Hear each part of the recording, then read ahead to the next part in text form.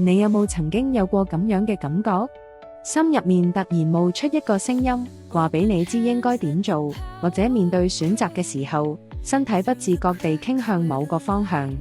當你企喺人生嘅十字路口，內心有個微弱嘅聲音話俾你知應該去邊，而呢個聲音就係你嘅直覺，係你嘅靈魂同緊宇宙在對話。